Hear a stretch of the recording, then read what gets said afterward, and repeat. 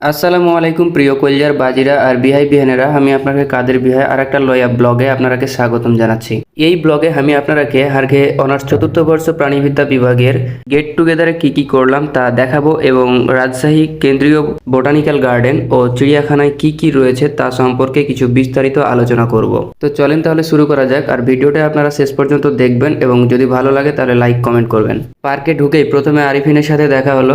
মেলাদিন পরে দেখা হওয়ায় আমাদের আনন্দের কোনো সীমা ছিল না, তাই আরিফিনও আমাকে কোলাকুলি করে বরণ করে নিল। তারপর হারগে স্পটের দিকে যায়, দেখি সবাই আমার লাগে অপেক্ষা করছে, কারণ আমি একটু আসতে দেরি করে ফেলেছি। দেখতেই পাচ্ছেন সবাই আমাকে কিভাবে হাই দিয়ে বরণ করে নিচ্ছে, কারণ সবার চোখের মনি কাদের বিহাই বলে কথা।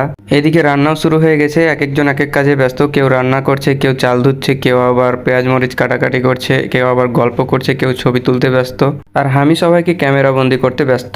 দেখেন কি সুন্দর সবাই বসে বসে আড্ডা দিচ্ছে এবং আমাদের পিকনিক স্পটের আশপাশের পরিবেশটাও অসাধারণ সুন্দর ছিল। এরকম সুন্দর একটি পরিবেশে নিজেরা রান্না বাড়া করে পিকনিক খাওয়ার মজা যে কি আনন্দের সেটা বলে বোঝার মতো না। এই দেখুন আমাদের মাংস রান্না চলছে, মাংসের কালারটা জাস্ট অসাধারণ ছিল।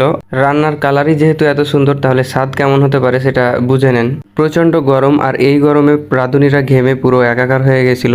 দেখতে দেখতে আমাদের রান্না করাও শেষ। তো এই ছিল আজকের মতন ভিডিও। পরবর্তী ভিডিওতে রান্নার পরে আমরা কি করলাম তা নিয়ে খুব শীঘ্রই আসছি। ততক্ষণ সবাই ভালো থাকবেন, সুস্থ থাকবেন। আসসালামু আলাইকুম।